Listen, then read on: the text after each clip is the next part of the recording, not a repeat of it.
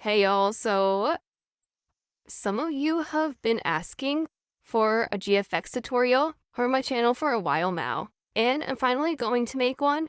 So in my newest video, making one for this guy who had an old profile picture of a peace sign with their hands like with the two fingers up, um I was making that GFX in this video, so yeah, I'm going to walk you through all of the steps on how to actually make GFXs, as it's really hard to get started.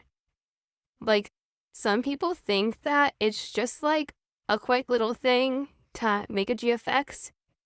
When I make the GFXs, it's not that hard because I know how to make them. But when I see other people who are newer to making GFXs, I see a lot of not flaws or issues, but I see a lot of tiny details that they would leave out and stuff that make the video different or with me than what I would normally do. So I'm going to show you all the steps that I do to make a GFX.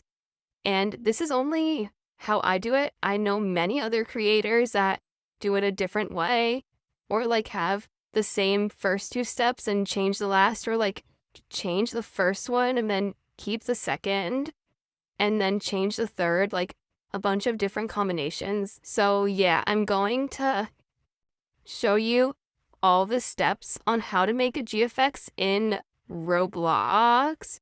So yeah, let's get right into the video.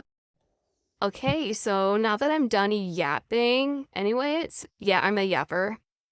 Bite me. Okay, so what you're gonna want to do is you're gonna get your character inserter. So that character inserter is a plugin on Roblox Studio. You must be on a computer to do this. Unless you want to find another tutorial, then go for it. So you want to find a character inserter. It doesn't really matter which one, but I'm using this one. So you're going to find the character inserter, and guess what? You're going to enter the username. Oh my gosh. Okay, so now, as you can see, I'm putting in the character. So if it'll work and I can insert it, that would be amazing. Hurry up. Okay, there. So insert it, make sure that it's R15, otherwise it'll look really weird. Although you probably could still do it with R6, it'll just probably look really weird. So if it's default R6, then yeah. Also make sure it's on the ground, otherwise it'll be really annoying later on.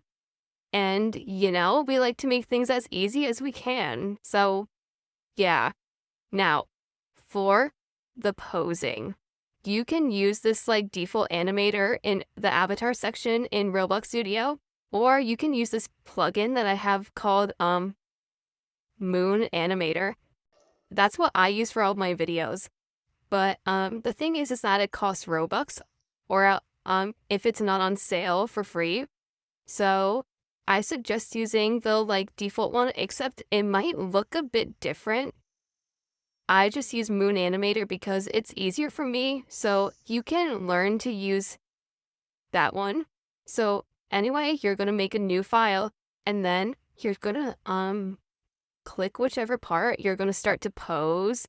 Blah blah blah, yappy yappy yappy. Okay, anyway. So you're going to make the pose, and yeah, I'm going to fast forward this bit.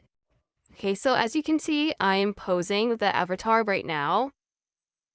If it'll hurry up anyway. Okay, so now, once you are done posing, you're going to right-click on the thing and scroll down to Export Selection. Now, you're going to save the file to whatever you want. Just make sure that you know where it is, obviously. You don't want it to have some weird thing. So yeah, save it. And then you're going to open this app called Blender Lightroom. You can download it just by looking up Blender Lightroom. Although I don't show it in this video, just look up on Google or Microsoft or whatever browser you use Lightroom. Okay, so once you're in, you're going to see this. Also, you move around, not like Roblox Studio. You use the like scroll wheel on your mouse, but you like hold it down. So then you go to File, you're going to press Import and then .obj, and you're going to import the avatar. Oh, I did the wrong one. Anyway, so I'm going to redo that. I'm going to do import.obj, and then I'm going to do the right one this time, and you're going to move it to be in the center. So as you can see here, like I'm moving it to the center where the green and red line meet, and it'll look something like this. Now, you know how I make it like glossy in my videos?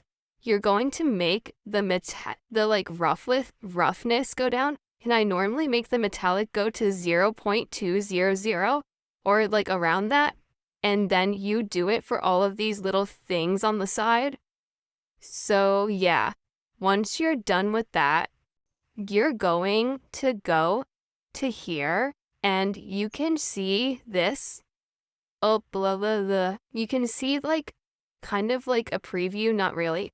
This is where it actually looks like a preview, but do not go here if you have a really low-end computer. Otherwise, it will kick you out because it is very laggy. So I don't know what I was doing here, but I don't actually like do it here, so I do it in the other one. So those little buttons on the top is where those like little modes are. So yeah, I switched to this mode again. And so what you do for the navigation is you go to that little thing on the side, do view, navigation, and then walk navigation. That's how you change the thing, and it's just like moving in Roblox. So that'll be easy for you. And yeah, so then it'll look like this. Also, if you don't like the lighting, what you can do is you can change the light color, although I don't do that. So then you go to render image, and then wait for it to finish. Once you see like the top part, kind of like delete, that's how you know that it's done loading. So yeah, let's speed this part up because no one wants to look at something load for like 2 minutes. Okay, so now it's done. You're gonna go to view.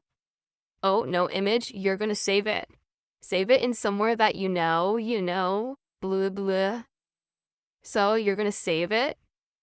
Then you're going to go to whatever browser you have and go to www.photopea.com. And then if you actually search it up, it won't look like this. So when you search it up, oh my god, I'm procrastinating. Hold up. Anyway, if you actually search up Photopea, it won't look like that. Instead, it'll look like this. So what you're going to do is you're just going to go to your folder and then drag in the like thing. But instead, I'm going to drag it on here because I already have it open, so it's fine. Then what you're going to do is, so this where I'm stuttering, girl. You're going to get your brush. Now make the background that would normally be translucent, like all white. Like make it white, and then over there, choose the colors that you think you will use the most during your project. You don't have to, but I find it easier if you're going back and forth a lot. So yeah, I chose like this teal and gray. And then you see all these brushes I have here? Yeah, you won't come with these, you only have those. So to get these, all you have to do is search up all of these like packs, and then a download will pop up. Although there is many like people who try to like make a virus out of it. So please beware, and it's not my fault if you get a virus. So yeah, because I have these packs and they work totally fine. So yeah. And then I just like to decorate mostly with these like cloud ones. And so you can right click and then do blending options and turn down the opacity. All of those other buttons you can test out yourself because I'm not going over them in this video because it will just take way too long. So anyway, you can also look up things like so I use that to remove background stuff. And right now I'm choosing what I should put in the background. And since this guy had an old logo of a peace symbol, I chose to make a peace sign. So yeah, let's search it up. So make sure that it's like a cutout. Like, like a line. I'm so bad at explaining this. Oh my God.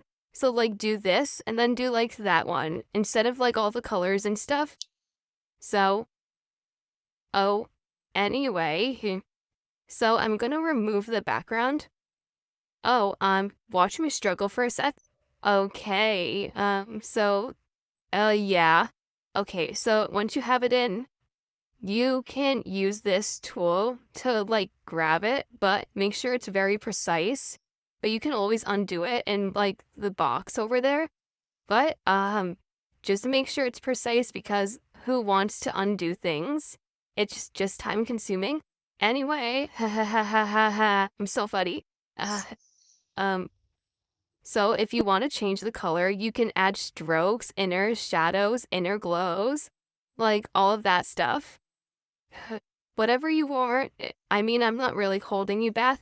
I did inner shadow, so it wasn't working. So I just didn't do it. It has to be inner glow though. So don't do inner shadow if you want to change the color. You can do like a stroke of 1 pixel, just like it doesn't really matter. And then you can also add strokes and stuff around the actual character, but yeah, I didn't do that because I am dumb and I forgot that I have these like lightning brushes, so you can look those up. I'll actually put up pictures of all of the brushes that I have in case you want to snatch some for your GFXs, and it's very hard to set up for the first set. So yeah,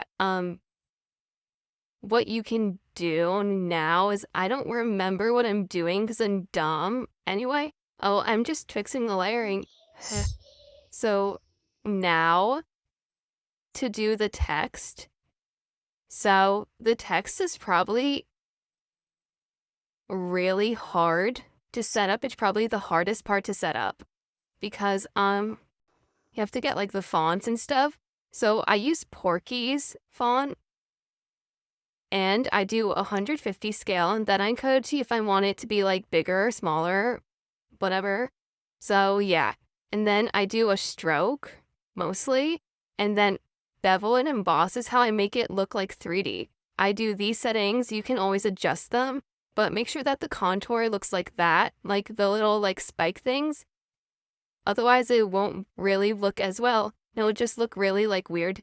So then time for the gradient overlay, which is what really brings it all together.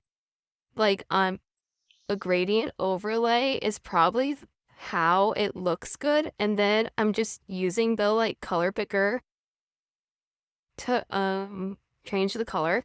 So the gradient overlay is how you make it look like fading into the color. See? Like that. Then you can also add like drop shadows, 3D, inner glow, outer glow, blah blah blah. You can also do the same to the like actual character itself.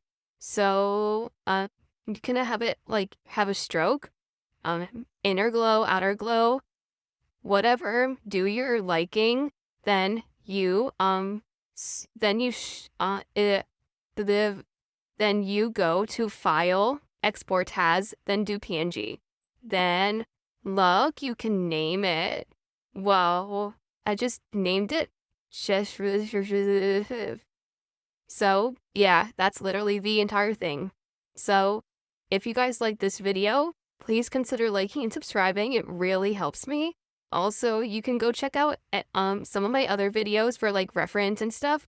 But some things that I don't really show in this video, use that.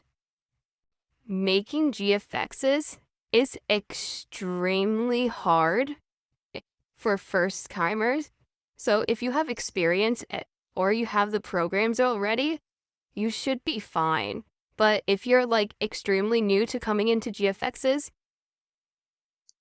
like you should go to other tutorial videos because that's how I started making GFSs, and you should really use them instead of me because I'm very unclear with this. I'm just bad at explaining. So yeah, bye. Make sure to watch all my new videos or else a tarantula is going to go under your bed and eat you. What am I saying? Anyway, bye.